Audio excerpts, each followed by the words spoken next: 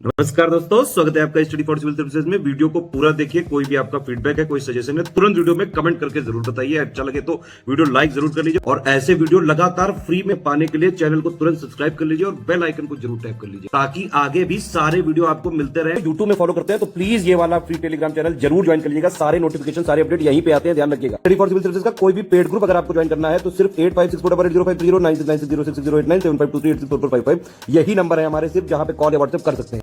Instagram पे हमारा page जरूर फॉलो कर लीजिएगा, स्टडी फॉर सिविल .सर्विसेज है। ट्विटर पे हमको जरूर फॉलो कर लीजिएगा, @study for civils है। अपनी वीडियो श्रृंखला में हम आगे चलते हैं और पुस्तकें और लेखकों के नाम हम देख रहे थे। उसमें आगे का क्रम ये है कि बुद्ध घोष की रचनाओं का नाम दिया है, आप देखिए। बुद्ध घोष के द्वारा पद्म चूड़ामणि को रचा गया था और महात्मा बुद्ध के व्यक्तित्व और उनके उपदेशों पर आधारित ये ग्रंथ था, ठीक है। और इसके रचयिता कौन है? बुद्ध घोष है ना। और उसके बाद नागभट्ट को देख लीजिए, वेड़ी संहार इनके द्वारा लिखा गया है। और महाभारत के पात्र हैं भीम, उनके वीरतापूर्ण जो कारनामे हैं उसका वर्णन इसमें प्राप्त होता है। इसके बाद नारायण कवि जो है उनके द्वारा हितोपदेश, कवि थे प्लस लेखक थे, दोनों ही इनकी क्वालिटी थी। तो हितोपदेश लिखा गया है जो कि एक शिक्षण ग्रंथ है और संस्कृत शिक्षण का इसे पहला ग्रंथ, पहली किताब माना जाता है। मुगल काल में हितोपदेश का फारसी में ट्रांसलेशन होता है और अनुवाद का नाम था ताजुल माली। ताजुल माली जो है वो हितोपदेश का फारसी अनुवाद है जो कि मुगल काल में हुआ था। अब आपके लिए प्रश्न ये है कि किसने किया था, किसके माध्यम से ये अनुवाद का काम होता है, बताइएगा कमेंट सेक्शन में। देखें आज क्षेमेंद्र को, तो क्षेमेंद्र के द्वारा कई सारी रचनाएं रची गई हैं। प्रश्न भी यहाँ से बनता है, ध्यान से देखिएगा। तो अवदान कल्पलता ये पहला है। इसके बाद समय मात्रक, ये वेश्या की आत्मकथा है, गणिका की आत्मकथा है। बृहद कथा मंजरी इन्होंने लिखा है, वही जो बृहद कथा नाम का ग्रंथ था उसी पर आधारित, गुणाढ़ की जो रचना थी उसी पर आधारित टीकाएं हैं, कमेंट्रियाँ लिखी जाती हैं। इसके बाद रामायण मंजरी है, कला विलास है, सुवृत्त तिलक है। और कश्मीर के क्षेमेंद्र जो है इन्होंने हास्यरस और व्यंग्यपूर्ण शैली में अपने युग के जितने भी पाखंडी होते थे, जो कि फालतू की परंपराओं को लेकर ढो रहे होते थे और दूसरों को भी वही शिक्षा देते थे, तो उनका अपनी बृहद कथा मंजरी में मजाक उड़ाया है, कथाओं के माध्यम से। कथाओं की पूरी श्रृंखला है, तो अच्छी किताब है, आपको पढ़नी चाहिए। अच्छा, इसके बाद दंडिन कवि को देख लीजिए। तो दंडी या दंडिन इनको कहा जाता था। दशकुमार चरित इन्होंने ही लिखा है, ठीक है। दशकुमार चरित जो रचना है, ये पुस्तक का नाम है, ये दंडिन के द्वारा लिखी गई है। और काव्यादर्श यहाँ आप देख रहे हैं, ये भी रचना जो है ये दंडिन ने की है। अवंती सुंदरी कथा को आप देखें, ये दंडिन का सबसे प्रसिद्ध गद्य काव्य है। गद्य काव्य का मतलब क्या होता है? काव्य और गद्य दोनों को मिलाकर ये चंपू शैली एक तरह की होती है, लेकिन इसमें अंतर ये होता है कि काव्य की बड़ी बड़ी पंक्तियाँ होती हैं और नीचे उसकी सरल व्याख्या होती है, तो इसे पढ़ना आसान हो जाता है। इसमें ज़्यादा एक्सप्लेनेशन वाले ग्रंथ अलग से लिखने की आवश्यकता नहीं पड़ती। और बाणभट्ट के पश्चात, बाणभट्ट को हमने शुरुआत में देखा था रचनाओं सहित, तो बाणभट्ट के पश्चात दंडिन जो है ये संस्कृत गद्य साहित्य के, बाण को सबसे उत्कृष्ट लेखक माना गया है संस्कृत के गद्य का, लेकिन दूसरे स्थान पर दंडिन को माना गया है, ये दूसरे जो हैं वो गद्य साहित्य के सबसे प्रसिद्ध लेखक माने जाते हैं। और दंडिन को राजाश्रय भी प्राप्त था। कांची के जो पल्लव राजा हैं नरसिंह वर्मन, उनकी राजसभा में ये राजकवि हुआ करते थे। केतन को अभिनव दंडिन कहा जाता है। क्यों कहा जाता है? क्योंकि इन्होंने दशकुमार चरित का अनुवाद करके उसे तिकन्ना को समर्पित किया था। तो अनुवाद तो बाद में होते रहते हैं, कई सारे लोग इसमें अपनी भागीदारी निभाते हैं, लेकिन मूल ग्रंथ जिसने रचा हुआ है उसका नाम आपको मालूम होना चाहिए। अब इसके बाद जो अगले इसमें रचनाकार हैं, इनका नाम है वाकपति। गौडवाहो इनके द्वारा लिखा गया है और ये कन्नौज के राजा हैं नरेश यशोवर्मन, उनके जीवन पर आधारित, मतलब उनका पूरा जीवन चरित्र इसमें शामिल है। 8वीं शताब्दी में ये लिखा गया ग्रंथ है। और हाँ, इसकी जो भाषा है वो जो जन सामान्य की भाषा होती है, प्राकृत, उसमें इसे रचा गया है। गौड़ का मतलब होता है बंगाल क्षेत्र और उस पर जो आक्रमण हुआ था उसी का इसमें ब्यौरा है। गौडवाहो का मतलब गौड़ देश पर, गौड़ क्षेत्र पर आक्रमण। अरुल को देख लीजिए, मूशिक वंश से इनका संबंध है। मूशिक राजाओं के संरक्षण में इन्होंने अपना जो शोध का कार्य है उसको किया था। और असल में इनका नाम अतुल है, अरुल नहीं है। यहाँ जो अरुल लिखा हुआ है उसे आप सही कर लीजिए। तो अतुल कवि जो है ये मूशिक वंश के राजाओं के संरक्षण में अपना लेखन कार्य कर रहे थे। और ये 11वीं सेंचुरी की बात है, 11वीं शताब्दी की बात है। ये क्षेत्र जो है ये केरल का कोल्लम वाला इलाका है, दक्षिण भारत में ये पश्चिमी घाट क्षेत्र केरल वाला है। और अतुल राजा श्रीकांत के, यहाँ देखें, राजा श्रीकांत जिन्हें कि राजा वर्मा या राजवर्मा भी कहा जाता है, तो दोनों नाम एक ही राजा के हैं, तो उन्हीं के दरबारी थे। ये अतुल कवि जो है ना, इसे साफ कर लेते हैं। देखिए, अतुल कवि जो है ना, ये राजा श्रीकांत या राजवर्मा नाम के जो नरेश थे, उन्हीं के दरबारी थे। और मूषिक वंश के जो पूर्वज हैं वो है वंश से जुड़े हुए थे। ये सूर्यवंशी मानते थे अपने आप को, देवी गायत्री की उपासना करते थे, तो उन्हीं से मूषिक वंश का संबंध था। विंध्य क्षेत्र से इनका मूल मतलब इनका जो ओरिजिन है, ये मूषिक वंश के राजाओं का, ये डायनेस्टी बहुत ज़्यादा प्रचलित नहीं है। मतलब इतना ज़्यादा इसका कोई ब्यौरा हम इतिहास में नहीं देखते हैं, थोड़ा बहुत वर्णन दिखाई देता है। तो ऐसा माना जाता है कि विंध्य क्षेत्र में इनका जो है जन्म स्थान, मतलब वहीं से शुरुआत होती है इस वंश की, और बाद में इन्हें जो इनका मूल स्थान है वहाँ से हटा दिया जाता है। मतलब जो बाहरी डायनेस्टी है, दूसरे राजा हैं, वो आक्रमण करके इन्हें भगा देते हैं, तो इनका मूल क्षेत्र छिन जाता है। तो ये केरल में जाकर अपनी शरण लेते हैं और उन्हीं के शरणागत थे अतुल। इसके बाद आप बिल्हड़ को देखिए, तो बिल्हड़ के द्वारा कई सारी रचनाएं लिखी गई हैं, लेकिन उसमें कुछ महत्वपूर्ण जैसे शांति शतक है, कर्ण सुंदरी है, यहाँ आप देख रहे हैं, चौर पंचाशिक है। और इसमें क्या है, तो इसमें चोर की प्रेम कथा है, चोर की लव स्टोरी है, और उसको काव्य के रूप में वर्णित किया गया है। और ऐसी किंवदंती है, मतलब लोगों के द्वारा ऐसे कपोल कथाएं कही जाती हैं। तो उसमें यह है कि कारागार में न्याय की प्रतीक्षा करते हुए बिल्हड़ ने इस काव्य की रचना की थी। और आमतौर पे ऐसी किंवदंतियां जो है वो कहीं काफ़ी हद तक सार्थक भी होती हैं। तो बिल्हड़ जो है वो कारावास अपना बिता रहे थे और न्याय उन्हें जल्दी मिल नहीं रहा था, तो बैठे बैठे वो ये रचना करते हैं। अब इसमें वो अपनी जो प्रेम कथा है, अपने मन की व्यथा है, उसको व्यक्त करते हैं। इसके बाद विक्रमांक देव चरित को देखिए, यहाँ नीचे, ये भी एक जीवन वृतांत है और इसे 11वीं शताब्दी में लिखा गया है। समय भी ध्यान दीजिएगा, संस्कृत भाषा में लिखी गई पुस्तक है। और इस पुस्तक में बिल्हड़ के द्वारा कल्याणी के जो चालुक्य राजा हैं, ध्यान दीजिएगा, कल्याणी के जो चालुक्य हैं, चालुक्य कई स्थानों के हैं, तो उसमें से कल्याणी वाले जो चालुक्य हैं, उनके राजा हैं विक्रमादित्य षष्ठम, यानी 6वें नंबर के विक्रमादित्य। और उनके जीवन चरित का जो पूरा वृतांत है वो बिल्हड़ के द्वारा विक्रमांक देव चरित में वर्णित किया गया है। और इसमें चंद्रलेखा के द्वारा स्वयंवर में विक्रमादित्य षष्ठम को पति चुनने का उल्लेख दिखाई देता है। तो ये स्वयंवर का भी ब्यौरा इसमें दिखाई देता है। कुल मिलाकर इस रचना को ध्यान दीजिएगा। अब बिल्हड़ के बारे में थोड़ी सी इन्फॉर्मेशन है, क्योंकि इनसे प्रश्न बनते हैं। जैसे देखें कि ये कश्मीर के मूल निवासी थे, इनका जो जन्म स्थान था और शुरुआती स्थान था वो कश्मीर था। इनका जन्म कश्मीर के खोनमुख, जिसे कि खोनमुर भी कहा जाता है, उस नगर में हुआ था। और बिल्हड़ के पिता ज्येष्ठ कलश और उनकी माता का नाम था नागा देवी। ये सबसे पहले कलचुरी राजाओं के संपर्क में आते हैं और उसमें भी लक्ष्मीकर्ण नाम के कलचुरी राजा हैं, उनके संरक्षण में रहते हैं।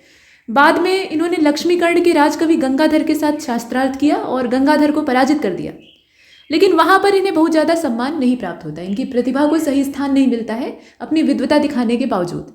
तो वहाँ से ये अपना पल्ला झाड़ लेते हैं, बोरिया बिस्तर समेट लेते हैं और उसके बाद ये धारा होते हुए सोमनाथ पहुँचते हैं, यानी गुजरात चले जाते हैं और वहाँ चालुक्यों की सभा में कवि बन जाते हैं। लेकिन वहाँ भी इन्हें पर्याप्त सम्मान नहीं मिलता है। यह आवश्यक नहीं है कि आपके अंदर योग्यता हो तो आपको यथोचित आदर मिलेगा। कभी कभी कुछ चीज़ें जो हैं वो भाग्य पर आधारित होती हैं। तो ये प्रारब्ध था इनका। और उसके बाद हतोत्साहित होकर भी हमेशा के लिए कल्याणी आ जाते हैं। और बिल्हड़ जो है ये विक्रमादित्य षष्ठम के राजकवि थे। विक्रमादित्य ने बिल्हड़ को सभा पंडित बनाया था, विद्यापति की उपाधि भी दी थी। और इस शासक के बारे में बिल्हड़ बताते हैं कि इन्होंने राम राज्य की पुनः स्थापना की थी, क्योंकि हर जगह से ये मारे मारे फिरते आ रहे थे, कहीं भी उन्हें उचित संरक्षण नहीं प्राप्त हो रहा था। लेकिन विक्रमादित्य षष्ठम के यहाँ इन्हें वो यथोचित आदर प्राप्त होता है, तो इसी वजह से ये राजा की भरपूर तारीफ करते हैं। ये आपने देखा। इसके बाद पद्मगुप्त को देखिएगा, नव सहसांक चरित इन्होंने लिखा है और इसमें ये 1005 ईस्वी का है, समय याद रखिएगा। मालवा यानी धारा नगरी जो है वहाँ के राजा हैं सिंधुराज, उनका इस ग्रंथ में ब्यौरा दिखाई देता है और इनकी उपाधि थी नव सहसांक। गुप्त की जो उपाधि है वो परिमल थी और ये परमार शासकों यानी वाक्यपति मुंज और सिंधुराज के राजकवि थे। तो ये पद्मगुप्त को आप देख रहे हैं। अब इसके बाद है आनंद भट्ट। तो इन्होंने बल्लाल चरित के नाम से, जो सेन शासक हैं, सेन डायनेस्टी थी ना बंगाल में, तो उन सभी का ब्यौरा दिया है। अब इसके बाद बल्लाल सेन को देख लीजिए, दान सागर इन्होंने लिखा है। इसके अलावा खगोल शास्त्र पर एक ग्रंथ लिखा है जिसका नाम है अद्भुत सागर। खगोल जगत जो है वो अद्भुत चीज़ों से भरा हुआ है, तो इसका नाम ही है अद्भुत सागर। इसके बाद प्रतिष्ठा सागर है और आबार सागर है, व्रतयागर है। ये सारी जो रचनाएं हैं सब सागर सागर करके हैं, तो इससे आप पहचान सकते हैं बल्लाल सेन के द्वारा इसको लिखा गया है। संध्याकर नंदी को देख लीजिए। तो संध्याकर नंदी जो है ये रामचरित लिखते हैं और 12वीं शताब्दी की बात है। स्वयं को ये कलयुग का या जो कलिकाल है उसका वाल्मीकि कहते हैं। वाल्मीकि ने रामायण की रचना की थी, संस्कृत का महाकाव्य। बाद में तुलसीदास जी के द्वारा उसका सरल रूपांतरण किया जाता है अपने ढंग से, वो रामचरितमानस होता है, अवधि जनजीवन की भाषा। लेकिन ये खुद को वाल्मीकि की संज्ञा देते हैं। और यहाँ जो रामचरित आप देख रहे हैं इसमें कंफ्यूज नहीं होना है कि ये भगवान राम का कोई गुणगान कर रहे थे। ये एक राजा के चाटुकार थे, मतलब उनके शरणागत होकर ये अपना पेट पोषण करते थे, तो उन्हीं की तारीफ कर रहे थे।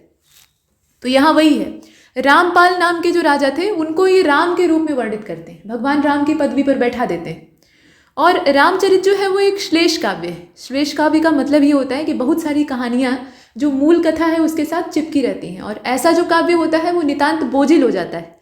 महाभारत को अगर छोड़ दिया जाए, महाभारत में भी यही पद्धति आपको दिखाई देती है, लेकिन महाभारत को अगर छोड़ दिया जाए तो बाकी जितनी भी इस तरह की श्लेष काव्य वाली कथाएं हैं या ग्रंथ हैं उनमें बोझिलपना होता है, मतलब वो उबाऊ हो जाते हैं। अब इसमें चूंकि रामपाल जो है वो भगवान राम तो थे नहीं, एक सामान्य राजा थे, तो ऐसे में संध्याकर नंदी को अपनी बात को प्रमाणित करने के लिए बार बार रामायण यानी भगवान राम की रामपाल से कंपैरिजन करना पड़ता है, तुलना करनी पड़ती है।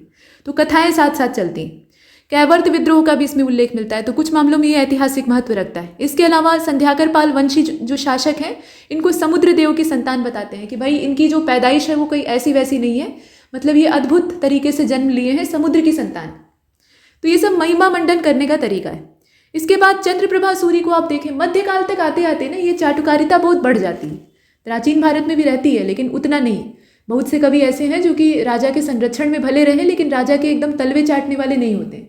मध्यकाल में ये प्रवृत्ति बहुत ज़्यादा एकदम शिखर पे पहुंच जाती है कि जिस राजा के संरक्षण में है भाई उसके खिलाफ एक शब्द नहीं लिख सकते, चाहे लाख ऐब उसके अंदर क्यों ना हो। तो अब यहाँ चंद्रप्रभा सूरी को देखिए, प्रभाव चरित इन्होंने लिखा है। अरि सिंह के द्वारा सुकृत संकीर्तन को लिखा गया है। और जय सिंह सूरी को आप देख रहे हैं, कुमारपाल चरित या कुमार भूपाल चरित, ये जय सिंह के हिसाब से चालुक्य कुमारपाल जो है, चालुक्य राजा कुमारपाल, उन्होंने मृत धनापहरण निषेध कर दिया था। मतलब जो मरा हुआ व्यक्ति है उसके धन का अपहरण करना ये निषिद्ध कर दिया गया था। ये सही में निंदनीय बात है। जयनायक को देख लीजिए, पृथ्वीराज विजय इन्होंने लिखा है 12वीं शताब्दी के आसपास, और मूल रूप से ये कश्मीर के निवासी थे। और 11वीं-12वीं शताब्दी के आसपास ये वाल्मीकि का अवतार बनने की कुछ होड़ सी लग गई थी, तो इन्होंने भी क्या किया, ये कश्मीर के मूल निवासी हैं, ध्यान दीजिएगा, इन्होंने स्वयं को वाल्मीकि का अवतार कहा है। और सपादलक्ष देश यानी अजमेर की बात की जा रही है। एक जगह के बहुत सारे नाम हो सकते हैं। तो यहाँ के चौहान शासक है पृथ्वीराज चौहान, मतलब पृथ्वीराज तृतीय, जिन्हें कि राय पिथौरा भी कहा जाता है। तो उन्हें भगवान विष्णु का अवतार माना है और भगवान राम के समान सूर्यवंशी बताया है। तो निश्चित तौर पे पृथ्वीराज जो है वो तेजस्वी तो थे, लेकिन भगवान की उपमा देना ही एक तरह की चाटुकारिता है किसी भी राजकवि के लिए। तो कुल मिलाकर पृथ्वीराज की पत्नी संयोगिता इनको तिलोत्तम तथा सीता के समान बताया है। तो माता सीता हो गई संयोगिता और भगवान राम हो गए पृथ्वीराज चौहान। तो वीरता की बात एक जगह है और सर्वगुण संपन्न कोई मनुष्य हो सकता है, लेकिन कोई भी मनुष्य भगवान नहीं हो सकता, चाहे कितना भी श्रेष्ठ क्यों ना हो। लेकिन ये जो दरबारी कवि हुआ करते थे, यहाँ आप देख रहे हैं मध्यकाल का जो प्रभाव है वो लोगों के ऊपर हावी हो रहा है। राजकीय संरक्षण मिलना बड़ा मुश्किल होता था, और अगर एक बार मिल गया तो उसे छोड़ना नहीं चाहते थे ये, और छोड़ना नहीं चाहते थे तो फिर जो मालिक है उनकी प्रशंसा करनी पड़ेगी। तो ये चीज़ आपने देखी। अब इसके बाद चंदबरदाई को देख लीजिए, पृथ्वीराज चौहान के मित्र थे और ये अपने मित्र को दिशा दिखाने का काम करते थे। तो पृथ्वीराज रासो इन्होंने लिखा है और हिंदी साहित्य का इसे पहला महाकाव्य माना जाता है। ध्यान दीजिएगा, ऐसे प्रश्न बन सकते हैं। ब्रज भाषा में लिखी गई है और ब्रज जो है वो हिंदी का ही स्वरूप है, ये तो आप जानते ही हैं। लाहौर के ये रहने वाले थे मूल रूप से। परमार भोज को देखिए, राज मृगांक इन्होंने लिखा है, सरस्वती कंठाभरण लिखा है, श्रृंगार प्रकाश लिखा है, चंपू रामायण लिखी है। चंपू का मतलब होता है गद्य पद्य मिश्रित। कूर्म शतक लिखा है, युक्ति कल्पतरु लिखा है, तत्व परीक्षा जो कि शैव दर्शन का ग्रंथ है, भुजबल भीमा ये ज्योतिष ग्रंथ है, और राज मार्तंड ये पतंजलि के योग सूत्र पर लिखा गया भाष्य है। तो ये सारी रचनाएं किसकी हैं? परमार भोज की हैं। इसके बाद शोड्डल नाम के एक और कवि थे जिन्होंने कि उदय सुंदरी कथा को आकार दिया है। अब यहाँ पीछे चर्चा हो रही थी मध्यकाल की, तो मध्यकाल से जुड़े हुए जो महत्वपूर्ण तथ्य हैं, तिथियां हैं, घटनाएं हैं, उनको एक साथ देख लेते हैं। अब यहाँ पर एक तरफ घटना दी हुई है, दूसरी तरफ उसकी तारीख दी है। तो आप देख रहे हैं कि हजरत मोहम्मद साहब जो है, इनका जन्म और मृत्यु दोनों का समय दिया है। 570 ईस्वी में ये पैदा होते हैं, 632 ईस्वी में इनकी मृत्यु हो जाती है। भारत पर जो पहला मुसलमानों का आक्रमण होता है वो 711 में होता है, और महमूद गजनवी शासक बनता है। तो वो इसके राजा बनने की जो तारीख है वो 998 ईस्वी की है। और चंदेलों पर इसका जो पहला हमला होता है, 17 बार ये भारत पर आक्रमण करता है, इसका लूटना मूल उद्देश्य होता है। तो चंदेलों पर इसका जो पहला हमला होता है वो 1019-20 के आसपास होता है। 17 बार ये आक्रमण करता है। कौन सी तारीख से कौन सी तारीख के बीच में? तो 1000 से लेकर 1026 के बीच में इसका भारत पर 17 बार हमला होता है। भारत उस समय वैभव का प्रतिमान बना हुआ था, सोने की चिड़िया ऐसे नहीं कहा जाता था। तो इसके वैभव से बहुत सारे लोग ललचाते रहते थे। मतलब इतनी चमक थी, चौधियाने वाला प्रकाश था कि लोग जो है वो एकदम लुभाते हुए चले आते थे। तो आप देख रहे हैं। इसके बाद अल-बरूनी को देख लीजिए, किताबुल हिंद का लेखक। 973 ईस्वी में इसकी पैदाइश होती है और शिहाबुद्दीन मोहम्मद गोरी यानी मोहम्मद गोरी कुल मिलाकर ये उत्तर भारत को जीतते हुए आगे बढ़ता है। और सबसे जो महत्वपूर्ण इसकी विजय थी वो पृथ्वीराज चौहान के ऊपर, जो तराइन के दूसरे युद्ध में ये विजय प्राप्त करता है, वो वाली थी। राजपूत शक्ति का अंतिम स्तंभ वहां पर ढह जाता है। अगर पृथ्वीराज चौहान दूसरे वाले तराइन के युद्ध में पराजित नहीं हुए होते तो भारत का इतिहास कुछ और रहा होता, ऐसा लोग मानते हैं। ठीक है, लेकिन तराइन का जो दूसरा युद्ध है वहां पर कूटनीति और छल की वजह से परिणाम उलट जाता है। तो कुल मिलाकर 1192 में ये अपना उत्तर भारत का जो क्षेत्र है, अंतिम बाधा साफ हो जाती है। उसके बाद जो गद्दार हैं उन्हें हटाना तो आसान ही काम है। गद्दारी करने वाले जो राजा थे उनके लिए तो मतलब उन्हें हटाना इतना मुश्किल नहीं था, लेकिन जो सही में अड़ा हुआ था उसे जब पराजित कर दिया तो ये बड़ी बात है। तो कुल मिलाकर ये जो पराजय होती है राजपूत मतलब पृथ्वीराज चौहान की ओर से पराजित हो जाते हैं वो, तो 1192 में इसका जो रास्ता है वो साफ हो जाता है, तो उत्तर भारत को जीत लेता है। इसके बाद शिहाबुद्दीन मोहम्मद गोरी, ये पूरा नाम है इसका, हम लोग गोरी के नाम से जानते हैं। तो ये जो गोरी हैं इनका पहला हमला मुल्तान पर होता है और 1175 का समय, शुरुआत वहाँ से करता है और गुजरात पर हमला करता है 1178 में। पृथ्वीराज चौहान और गोरी के बीच में जो तराइन के युद्ध होते हैं, पहला वाला तो बड़ा ही रोचक होता है और उसमें बहुत बुरी तरह से ये पराजित होता है। मतलब पृथ्वीराज चौहान और उनकी जो सैन्य बल था वो जानबूझ के इसके सैन्य बल और इसे जीता हुआ छोड़ देते। मतलब भागते हुए शत्रु पर प्रहार नहीं करना चाहिए, ऐसी मान्यता होती है ना अपने देश में, खासतौर पे राजपूतों की सौगंध होती है। तो वो इसे जीवित छोड़ देते हैं, चाहते तो मार डालते घेर कर। लेकिन उसके बाद ये भागता है तो जब फिर लौट कर आता है तो अपना जो कूटनीति वाला काम है, टेढ़ी चाल है, वो चलता है और उसके बाद जीत जाता है। तो इसे आपने देखा। अब इसके बाद आगे चले, देखें यहाँ पृथ्वीराज चौहान और गोरी के मध्य में जो तराइन का दूसरा युद्ध होता है वो 1192 का है। चंदावर का युद्ध होता है। अभी जयचंद ने धोखा किया था तो उन्हें दंड मिलता है। तो चंदावर का जो युद्ध है वो 1194 में होता है। घाघरा वाला होता है 1529 में। प्लासी का होता है 1757 में। ये सारी जो तारीखें हैं ना ये महत्वपूर्ण हैं। ये पूरा हम जो मध्यकाल है वहाँ से शुरू करके आधुनिक भारत की जो लड़ी गई लड़ाइयाँ हैं वहाँ तक जा रहे हैं। प्लासी का युद्ध होता है 1757 में। बंगाल का नवाब सिराजुद्दौला लाख प्रयास के बावजूद धोखे का शिकार होता है और हार जाता है, उसके बाद मारा जाता है। उसके बाद मीर जाफर जैसे गद्दार को गद्दी पर बैठा दिया जाता है, अंग्रेज़ों की वो कठपुतली रहता है। तो ये सारा सिस्टम। अब इसके बाद हल्दी घाटी का युद्ध होता है महाराणा प्रताप और अकबर की सेना के बीच में। और खानवा का युद्ध आप देख रहे हैं ये 1528 का है। हल्दी घाटी की जो तारीख है वो 1527 की है। इसके बाद आप चंदेरी की लड़ाई को देख रहे हैं, ये 1528 की है। और तैमूर का जो आक्रमण आप देख रहे हैं ना ये 1398 का है, तैमूर लंग। जलालुद्दीन खिलजी को मार डाला जाता है 1296 में। गयासुद्दीन की हत्या हो जाती है 1325 में। महमूद गजनबी जो है वो सोमनाथ के मंदिर पर हमला बोलता है 1026 में। न सिर्फ हमला बोलता है, लूटता है और तोड़ डालता है। इसके बाद कुतुबुद्दीन ऐबक की मृत्यु हो जाती है चौगान खेलते समय घोड़े से गिरकर, और ये समय है 1210 का। भारत में गुलाम वंश का जो शासनकाल है वो 1206 यानी कुतुबुद्दीन के रूल से स्टार्ट होता है। मोहम्मद गोरी की कोई संतान नहीं थी, उसके बहुत सारे गुलाम थे, सैकड़ों।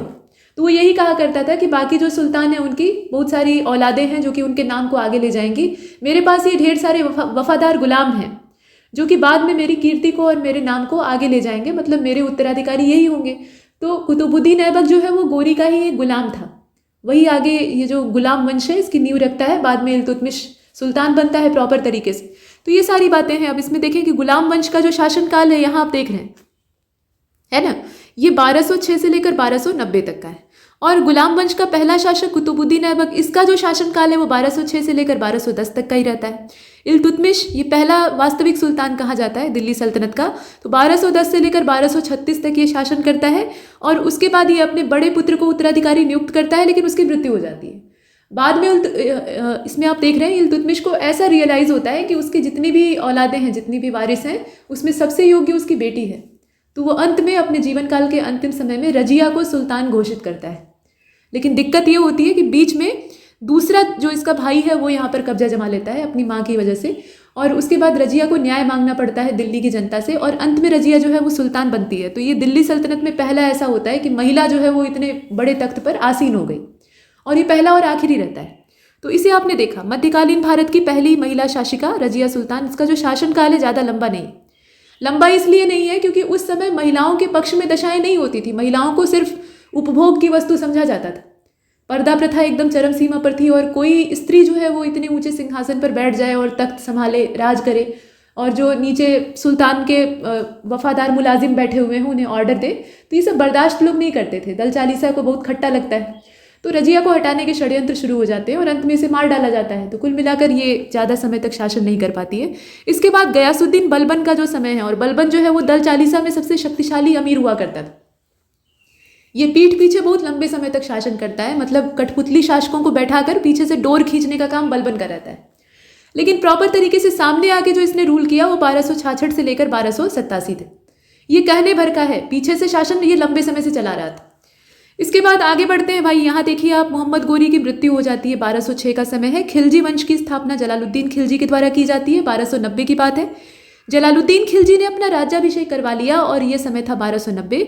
इसके बाद यहाँ आप देखें खिलजी वंश का जो शासन काल है, मतलब पूरे जितने खिलजी सुल्तान हैं उनका पूरा दौर देखें तो 1290 से शुरू होता है जलालुद्दीन खिलजी से, और इसका समापन होता है 1320 में।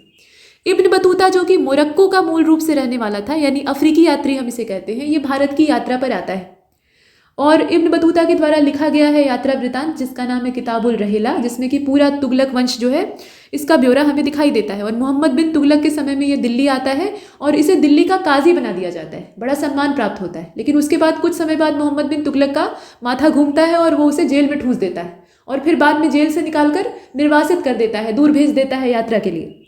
तो ये सारी कहानियां हैं। कुल मिलाकर ये वापस लौट जाता है। तो ये 1333 से लेकर 1347 के बीच में भारत यात्रा पर रहता है। मोहम्मद बिन तुगलक की मृत्यु होती है 1351 में, और उस समय जो जानकार लोग थे और दार्शनिक टाइप के लोग थे, और जनता भी यही कहती थी कि जनता को इससे छुटकारा मिला और इसे जनता से छुटकारा मिल गया। मतलब ये सुल्तान जो था ये पढ़ा लिखा और बुद्धिमान तो था, लेकिन शासन करने की काबिलियत इसके अंदर नहीं थी। इसके बाद आप आगे देख रहे हैं यहाँ पर मध्य एशिया के महान मंगोल सेना नायक, मतलब ये मंगोलों का उस समय सेनापति था तैमूर लंग, ये भारत पर हमला करता है। 1398 का समय है। लोदी वंश के शासकों ने शासन किया और वो समय था 1451 से लेकर 1526 का। तुगलक डायनेस्टी का जो रूल है वो 1320 से लेकर 1414 का था। अब इसमें प्रश्न कैसा पूछा जाता है, तो प्रश्न ऐसे पूछा जाता है कि सबसे लंबे समय तक रूल करने वाली डायनेस्टी कौन थी दिल्ली सल्तनत की। शुरुआत होती है गुलाम वंश से और समापन होता है लोदी, पानीपत के पहले युद्ध तक। तो वो पूरा जो रेंज है उसमें सबसे ज़्यादा लंबे समय तक शासन किसने किया था, या फिर सबसे छोटा शासनकाल किसका था, ऐसे क्वेश्चन पूछे जाते हैं। मोहम्मद बिन तुगलक का जो कार्यकाल है वो 1325 से लेकर 1351 तक का है। और इसके बाद आप देख रहे हैं कि लोदी वंश की स्थापना होती है 1451 में। खातोली का युद्ध होता है, और ये खातोली का जो युद्ध है ये महाराणा सांगा और इब्राहिम लोदी के बीच में होता है। ठीक है, राणा सांगा और इब्राहिम लोदी के बीच में होता है 1518 में। इस युद्ध का परिणाम अच्छा क्या हुआ था, कौन जीता था, जरा बताइए। चलिए, अब इसके बाद पानीपत का पहला युद्ध होता है बाबर और इब्राहिम लोदी के बीच में। और इब्राहिम लोदी पूरी सल्तनत में एकमात्र ऐसा सुल्तान था जो कि लड़ते हुए युद्ध के मैदान में ही मार दिया जाता है। तो ये है इसका, बाबर इसमें विजेता होता है। मुगलों की नींव यहाँ से पड़ती है। ये 1526 का समय है। फिर इसके बाद पानीपत का दूसरा युद्ध लड़ना पड़ता है अंतिम हिंदू शासक विक्रमादित्य की उपाधि धारण करने वाला जो था हेमू, उसके साथ अकबर को। अकबर यहाँ बैरम खां के नेतृत्व में सेना को संभाल रहा था अल्पायु में, और वो हेमू से युद्ध करता है। इसमें हेमू की पराजय होती है, मुगलिया सेना जीतती है। तो कुल मिलाकर यहाँ देखें कि ये तारीख है 5 नवंबर 1556 की, पानीपत का दूसरा युद्ध। तो 2 युद्ध जो पानीपत वाले हैं वो तो मुगलों से ही संबंधित हैं, दोनों में मुगल जीतते हैं। तीसरा वाला जो है वो काफ़ी बाद में होता है, और ये मराठा शक्ति और अहमद शाह अब्दाली के बीच में होता है। अब्दाली जीत जाता है और यहाँ पे मराठों की शक्ति का पूरा जो सामर्थ्य है वो धीरे धीरे करके कम होने लगता है। मतलब इसके बाद वो अपना सामर्थ्य बढ़ा नहीं पाते हैं। शिवाजी महाराज के समय में जो शक्ति मराठों ने इकट्ठी की थी वो बाद में धीरे धीरे बिखरने लगती है। इनके अंदर सामर्थ्य रहता है लेकिन एकजुटता नहीं रहती, ये दिक्कत है। तो कुल मिलाकर आप देखें 14 जनवरी 1761 की तारीख थी। कहा जाता है कि मोती बिखर गए, जवाहरात लूट लिए गए, ऐसे उसमें बयान दिए जाते हैं। तो ये युद्ध जो था ये मराठा शक्ति के लिए बहुत बुरा था। इसके बाद विजयनगर साम्राज्य की स्थापना होती है हरिहर और बुक्का के द्वारा, और ये समय था 1336 का। और उसके नीचे आप तालीकोटी का युद्ध देख रहे हैं। विजयनगर साम्राज्य स्थापित होता है और उसकी कमर तोड़ दी जाती है। वो समय था 1565 का। तालीकोटी रक्षसी तंगड़ी या बन्नी हट्टी का युद्ध इसको कहा जाता है। विजयनगर साम्राज्य एकदम से टूट फूट जाता है। उसके बाद भी शासक शासन करते हैं, ऐसा नहीं है, लेकिन उसकी शक्ति समाप्त हो जाती है। इसके बाद आप मैसूर साम्राज्य की स्थापना का समय देखिए। ये समय है 1612 का, और अरबीडू डायनेस्टी इस्टेब्लिश होती है 1570 ईस्वी के आसपास। अब इसमें एकदम एग्जैक्ट तारीख नहीं है। कृष्णदेव राय का राज्यारोहण होता है और ये समय है 1509 का। अलाउद्दीन खिलजी का जो शासनकाल है वो 1296 से लेकर 1316 तक का है। और देख लीजिए, शेर शाह सूरी का जो शासनकाल है वो 1540 से शुरू होता है 1545 तक, सिर्फ 5 साल। लेकिन 5 साल के शासनकाल में उसने वो किया जो कि बहुत लंबे लंबे शासनकाल में बड़े बड़े सुल्तान नहीं कर पाते थे। तो प्रजाहित के या प्रशासनिक सुधार के इसने बहुत बड़े बड़े काम किए। तो ये आपने देखा। अब इसके बाद उत्तर भारत में, अब इसके नीचे अकबर का शासनकाल है जो कि 1556 से लेकर 1605 तक चलता है। मतलब पानीपत के दूसरे युद्ध से इसके शासन की शुरुआत होती है और असीरगढ़ पर विजय जो है वो अंतिम विजय होती है। 1605 में इसकी मृत्यु हो जाती है।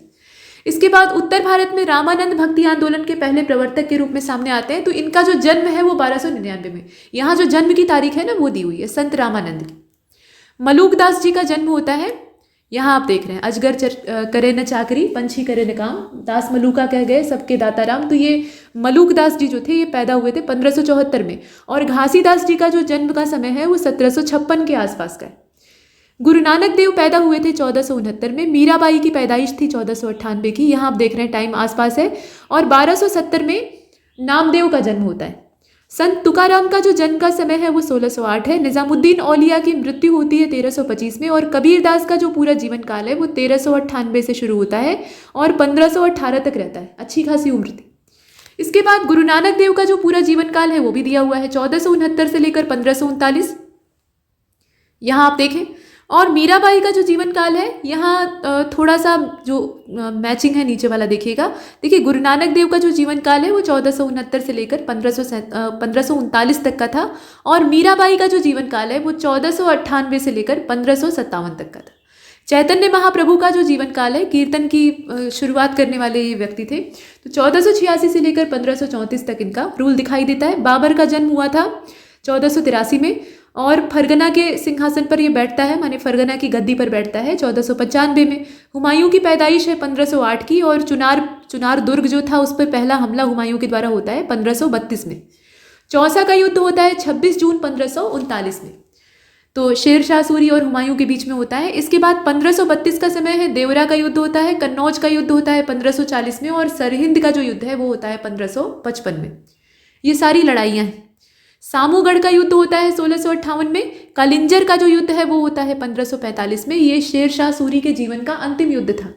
उक्का नाम का एक प्रक्षेपास्त्र ये चला रहा था, तोप जैसा ये उपकरण होता था जिसमें कि गोले फेंके जाते थे, मतलब गोले में आग लगा के उसे दागा जाता था और वो सामने दुश्मन पर जाकर गिरता था। तो कालिंजर का किला बहुत ही अभेद्य था, उसमें 7 फाटक बने हुए थे और उसे तोड़ना बहुत मुश्किल था। तो अब ये तय हुआ कि इतना ज़्यादा गोलाबारी की जाए कि उसकी जो दीवार है वो ढह जाए किले की। तो इसके लिए बहुत भारी मात्रा में गोले बारूद इकट्ठे किए गए और लगातार बमबारी शुरू हो गई। अब उसमें से एक गोला जो है दागा गया और वो किले की दीवार से टकराकर बाकी गोलों के ढेर में आकर गिर जाता है। और बारूद के ढेर में चिंगारी का मतलब आप जानते ही हैं, तो भीषण आग लगती है, धमाका होता है और उसका शिकार बन जाता है शेर शाह सूरी। तो झुलसने से इसकी मृत्यु होती है। तो कुल मिलाकर ये देखें कालिंजर का युद्ध। इसके बाद अकबर का जो जन्म और मृत्यु का समय है वो भी दिया हुआ है। तो इसे आप देख रहे हैं 15 अक्टूबर 1542 से लेकर 1605। अंत में पेचिश की वजह से इसकी मृत्यु होती है। अब इसके बाद आप देखें अकबर का राज तिलक, ये 1556 में होता है। शाहजहां का जन्म होता है, माने खुर्रम इनका बचपन का नाम था, 1592 का समय है। औरंगजेब के 2 राज्याभिषेक हुए हैं। कुछ जो हस्तियां हैं इतिहास में उनके 2-2 कोरोनेशन हुए हैं। तो औरंगजेब का जो पहला राज्याभिषेक है वो दिल्ली में होता है 31 जुलाई 1658 में, और अगले ही साल फिर से वो राज्याभिषेक कराता है और ये समय था 15 जून 1659 का। धर्मत का युद्ध जो कि उत्तराधिकारी युद्ध था, ये होता है 15 अप्रैल 1658 में। पुरंदर की संधि होती है 1665 में। और पुर्तगाली जो है वो तंबाकू जैसी खराब चीज़ को भारत में ले आते हैं और लोग इसके आदती बन जाते हैं, है ना। तो तंबाकू भारत लाया गया 1605 में। वो अपने सेवन के लिए ले आए थे, लेकिन भारतीयों को भी उसका चस्का लग जाता है। इसके बाद आगे बढ़ते हैं। यहाँ देखें आप जहांगीर का शासनकाल। तो जहांगीर का जो शासनकाल है वो 1605 से लेकर 1628 तक का है। मोहम्मद शाह का कहाँ से कहाँ तक है, 1719 से लेकर 1748 तक का है। इसी समय 3 अलग अलग स्वतंत्र राज्यों की स्थापना हो जाती है, हैदराबाद, अवध, इस तरीके से। तो ये आपने देखा। और मयूर सिंहासन पर बैठने वाला ये अंतिम था। इसके बाद बहादुर शाह द्वितीय यानी जफ़र जिन्हें कहा जाता था, जफ़र के नाम से ये शायरियाँ लिखा करते थे। तो ये अंतिम मुगल बादशाह बनते हैं। इनका जो शासनकाल है वो 1837 से लेकर 1857 तक रहता है। क्रांति के नेता के तौर पे इन्हें बना दिया जाता है, मतलब उस गद्दी पर बैठा दिया जाता है। लेकिन उस समय इनकी अवस्था करीब 80 साल के आसपास थी। मतलब बहुत ज़्यादा इनके अंदर सामर्थ्य बचा नहीं था। बाद में अंग्रेज इन्हें पकड़कर रंगून निर्वासित कर देते हैं और वहीं पर बंदी जीवन बिताते हुए इनका देहावसान होता है। तो कुल मिलाकर ये जो समय है 1837 से लेकर 1857 तक का है। अब इसके बाद सिखों के जो 10वें गुरु हैं यानी गुरु गोविंद सिंह जी, उनका जन्म और मृत्यु का समय दिया है। तो यहाँ आप देख रहे हैं 1666 में ये पैदा होते हैं, 1708 में असामयिक मृत्यु इनकी होती है। ठीक, अब इसके बाद आगे बढ़ते हैं। तलवार का प्रहार इनके ऊपर किया गया था और इनके पेट में बहुत बड़ा घाव हो जाता है और उस पर टांके लगाए जाते हैं और इन्हें आराम करने की सलाह दी जाती है। लेकिन उसके बाद एक धनुष और उस पर प्रत्यंचा चढ़ाने की शर्त को पूरा करने के लिए ये जब धनुष को तान कर उस पर कमानी चढ़ा रहे होते हैं तो टांके खुल जाते हैं और उसी की वजह से रक्तस्राव होता है और इनकी मृत्यु हो जाती है। तो ये असामयिक मृत्यु थी। इसके बाद शिवाजी महाराज का जो जन्म और मृत्यु है वो दिया हुआ है। 1627 में इनका जन्म होता है और 1680 में इनकी मृत्यु हो जाती है। शिवाजी महाराज का जो राज्याभिषेक है वो बाकायदा हुआ था 1674 में। समय आप देख रहे हैं। अच्छा, अब इसके बाद पेशवाई जो है वो शुरू होती है। तो बालाजी विश्वनाथ का जो शासनकाल है वो 1713 से लेकर 1720 तक का है और बाजीराव प्रथम का जो शासनकाल है वो 1720 से लेकर 1740 का है।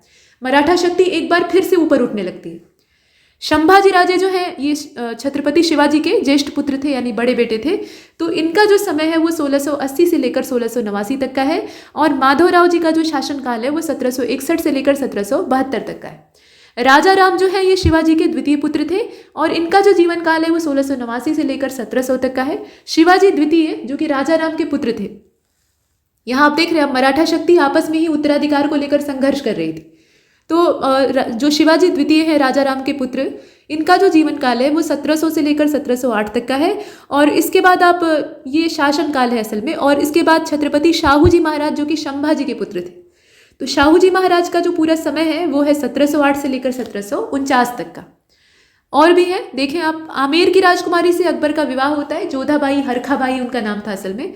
तो राजा भारमल की ये बेटी थी, कछवाहा राजा थे वो, और ये अपनी मर्जी से अपनी पुत्री और अपने राज्य का समर्पण अकबर के सामने कर देते हैं। तो कुल मिलाकर अकबर के साथ विवाह होता है, वो समय था 1562 का। और तुकारोई का युद्ध होता है 1575 में। मालवा पर मुगलों का हमला होता है 1561 में और उड़ीसा पर कर्रानी की जो विजय है वो 1567 के टाइम में होती है। तो ये चीज़ें हमने देखी। अब इसके बाद जो तारीखें हैं उसमें मोहम्मद साहब से जुड़ी हुई कुछ तारीखें हैं। उसके बाद खिलाफत की शुरुआत कब होती है, ये सब चीज़ें हैं। इन्हें हम अगले वीडियो में कवर करेंगे। इस वीडियो में इतना ही, ठीक। और इसमें हमने बहुत सारी तारीखों को देखा है, तो एक बार रिवाइज कर लीजिएगा और अगला पार्ट जब आएगा तो उसे देखने में आपको और भी ज़्यादा मजा आएगा। तब तक के लिए नमस्कार।